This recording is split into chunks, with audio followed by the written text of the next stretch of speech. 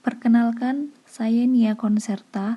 Hari ini akan menampilkan tugas individu Latsar CPNS mengenai mind mapping, akuntabilitas, dan nasionalisme. Mind mapping akuntabilitas terdiri atas 4. Yang pertama, konsep akuntabilitas, yaitu definisi akuntabilitas, aspek akuntabilitas, pentingnya akuntabilitas, serta tingkatan dalam akuntabilitas. Yang kedua, mekanisme akuntabilitas yang terdiri atas akuntabilitas birokrasi Indonesia, lingkungan kerja yang akuntabel, dan langkah ciptakan framework akuntabilitas. Yang ketiga, akuntabilitas dalam konteks, yang terdiri atas transparansi dan akses informasi, fraud dan korupsi, penggunaan sumber daya, milik negara, penyampaian dan penggunaan data, serta konflik kepentingan.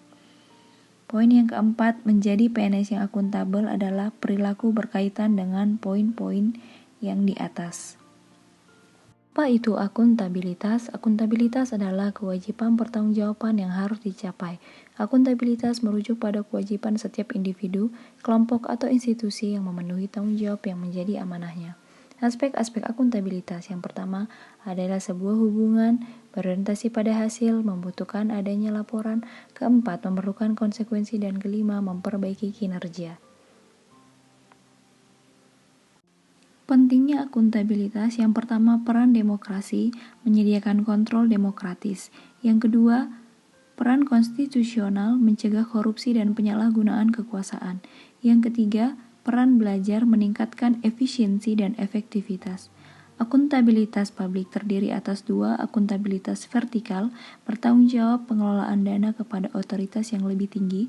Kemudian yang kedua, akuntabilitas horizontal, bertanggungjawaban kepada masyarakat yang luas. Mekanisme akuntabilitas mengandung dimensi yang pertama, kejujuran dan hukum, patuh terhadap hukum dan aturan. Yang kedua, proses, apakah prosedur yang dipakai sudah baik. Yang ketiga, program, apakah ada alternatif program lain.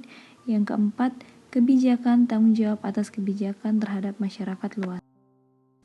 Alat akuntabilitas di birokrasi Indonesia, rencana strategis, kontrak kerja, dan lakip.